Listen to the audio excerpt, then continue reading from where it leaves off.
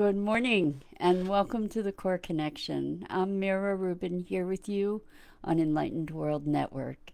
And today's topic is happiness. But before we get started, let's just take a minute or so to settle in and get present. Let's take a deep breath in through your nose. Hold it and imagine all that wonderful oxygen coursing through your blood and through your cells and throughout all your body. And then as you exhale, exhale any tension, any stress in your neck, your shoulders, your jaw, your back, your hips, your knees, your ankles. And let's take another deep breath in through your nose. Hold it, and this time imagine sparkling white light just coursing through you and beyond you and into the ethers around you. And now let's just gently place our palms together and softly rub your fingers against your palms and feel your fingers, feel the tingling in your fingers and the tingling in your palms, and allow yourselves to just come present right here, right now. I just want to say thank you so much for being here with me today. And good morning, Jennifer Reeser. It's great to see you. It has been a while. And good morning, Dido. Wonderful to have you as always. And to everyone else who's here, welcome, welcome, welcome. And we get to talk about happiness today. And really, what is happiness, and how do we create it for ourselves, and when do we experience it most deeply? And I think by default, a lot of us associate happiness with comforts and things and outward experiences. And I am I'm thinking really that happiness is an inside job. So how does happiness happen? Um, I find some of my greatest happiness and joy in nature personally, just being able to drink in the beauty of it. And actually, for me, beauty anywhere can generate happiness for me when I presence myself to the awe of what the universe presents us visually, um, w- auditorily, through our sense of smell, our sense of touch, even just the deliciousness of rubbing your fingers together. There's when you presence yourself to those experiences, there can be such joy to it. And I guess I want to also look at what the distinction might be between joy and happiness, and if indeed there is a difference. Maybe it's a difference of amplitude, perhaps, where maybe joy is accelerated happiness. I'm not quite sure. I'd love to hear what you think. Anyway, so what why happiness? I can say that for myself, for a good portion of my life, happiness wasn't even on my radar. It wasn't a priority. It wasn't something I think I considered being happy to be something somewhat frivolous. It's like I'm uh, happy and without a care in the world, and not paying attention is kind of the association that I had that went beyond happiness. And I've come to value happiness more and more as I recognize that we can move from inspiration rather than from obligation. And when we move from inspiration, that brings a deeper sense of fulfillment. And with that deeper sense of fulfillment, for me, comes greater happiness. And I would imagine that there's a similar a similar mechanism for you as well.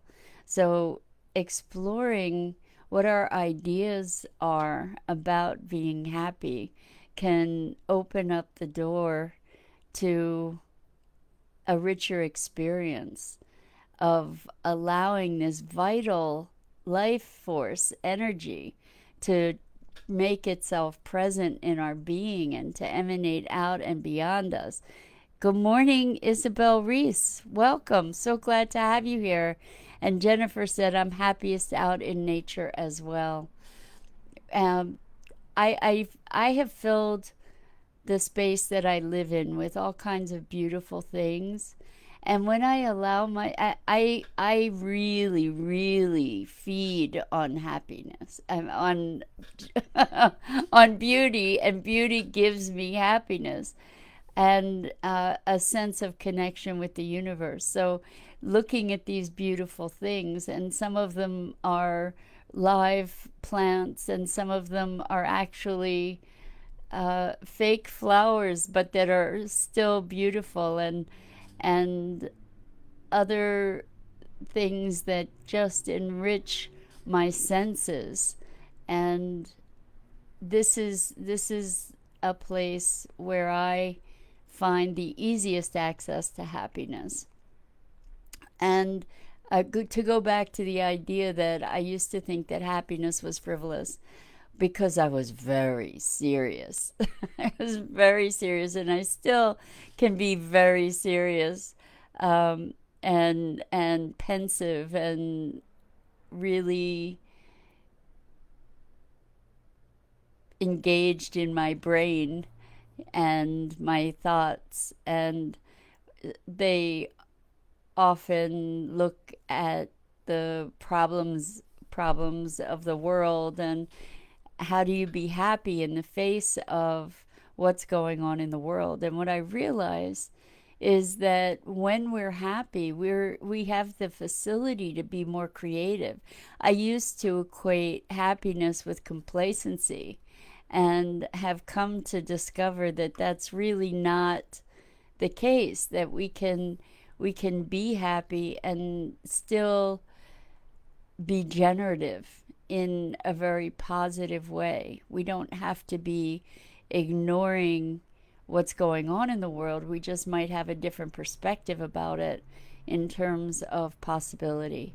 And it's very interesting to me to see that as I have come to a greater place of peace and have left more of an opening for happiness, that I am able to truly generate more productive action that is coming from inspiration, not action for action's sake, but action out of inspiration, and action out of a desire for contribution and connection. And these are other places where I find my richest source of happiness and joy. And when we look at a culture, this is another take on the whole concept of happiness in the conversation. I've told you guys that I have a podcast with my co-founder and partner, business partner, Scott Billy, and it's called Sustainability Now, and we are all about all aspects of sustainability. And for me, we're hearing we're hearing that sustainability is passe, and now what we want is regeneration and thriving. And to me, thriving is what's sustainable. So anyway, um, we have these hangouts on Thursday nights, and we show movies, and we show some of our interviews, and we have conversation with folks that show up. And this past week we had people from 5 continents show up at this thing, which was awesome, on Zoom. And if you're interested, you can just check out our Facebook page on Sustainability Now, and also our website at sustainabilitynow.global. If you sign up for our email list, you'll get notifications about these events. Anyway, this past week, the movie we showed was the economy of happiness. And what was really interesting about it is that they spoke about economics. Maybe it was the economics of happiness, but anyway, um, they spoke about economics and how economically our GDP, our gross domestic product, is how we measure our success as a culture and our well-being. And what they said is that we're richer now as a global community than we've ever been in human history. And in this country and most countries, we're less happy and less satisfied than we've been in our history as well. So what I found so fascinating about this was that we cannot equate material comforts with happiness, but that's what so many of us do. Good morning, Sharon. Thank you so much for being here. It was so delightful being with you yesterday. And speaking of happiness, I am so happy to have been benefiting from the experience of my new and wonderful connection with Sharon Ray. She was my very first guest on this Facebook Live yesterday. So if you have the opportunity, please check out the recording. She's so wise and so completely loving, and please just check it out. It's amazing. Jennifer says, what was the name of the Facebook page and the website? So Dido posted the website, which is sustainabilitynow.global. And thank you for asking, Jennifer. And the Facebook page is Sustainability Now. And it has sort of a blue and green little yin yang symbol in a circle, and that's how you can recognize it. Because there are a couple different Sustainability Nows, I think. So, and Hope Wellington Marshall's here. Welcome. So glad to have you here, Hope. Thank you. We're talking about happiness and how, as a culture, we've equated happiness with accumulation of possessions. So, yeah, I'll be happy when I get that wonderful house or that new car or that new boat, or when I get a new stereo, or when I get this, that, or the other thing, or when I'm in the perfect relationship, or when I'm making X amount of money a year, or when I own my own house, or when, in other words, we're equating our happiness with material success, and we're also forestalling our happiness based on circumstance, which is something that we needn't do. We can be happy in any moment, in any circumstance. And what I'm learning, I'm actually taking or I'm engaged in a process, course, training that is put out by an organization called Mind Flavors. You might want to check it out. It's pretty awesome. Where they use sort of a hypnotic visual programming. It's reprogramming ourselves. Dido, thank you. You are a champ.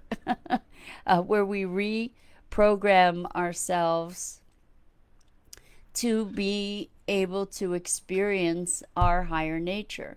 And it uses sacred geometry in these visuals that you watch, and using power declarations and all kinds of things like that. So right now, it's the part that I'm in is called Feel Good, Be Happy, and you can check out Mind Flavors on Facebook too. It's worth looking into. Anyway, I found it to be wonderful. And Isabel says, I'm learning the process of that lately or right now too. Process of learning, being happy. And Sharon says, such a relevant topic. That's so what I'm learning, and it's so true, even though I've known for forever that we get to choose our state to a great degree, that we can choose to be happy in any given moment. And you can prove this to yourself by just smiling. If you smile, you feel different. Mind flavors. So Hope says she's asking, it's spelled MIND, flavor, like flavors of ice cream, all in one word. So FLAVORS, mind flavors. Check it out. And Carl and Amy are the inventors of this wonderful technology, and they are just wonderfully lovely people and really, really insightful. And it's like taking manifesting to the next level. Uh, Pretty miraculous stuff happens for a lot of people using this technology, and myself included. I've had lots of growth through it as well, so I recommend it as a practice, as a supplement. Either way, it's a wonderful technology that they've developed. Anyway, so happiness is a choice. We get to choose in any moment whether we're going to allow ourselves to experience happiness. And I was just saying that if you want to prove this to yourself, smile. And if you truly smile, your emotions, thank you so much, Dido, your emotions move into a different state. There's different physiology that happens in your body, different chemicals that go coursing through you and shift your state of being. And what I realized, and this was something of a revelation for me, and recent, go figure, was that I knew I could shift my state to being happy at any moment, but I didn't prioritize it. That I didn't make it something that was important to me, because I had this association of being happy, as I said earlier, with being frivolous in some way. Like happiness isn't important. It's not relevant in the world. It's not something that changes the world. It's not something that impacts the world. And uh, that I have found to be patently untrue. Happiness, like other emotions, is contagious. So when you're happy, people around you are happy, and happy people make happier decisions.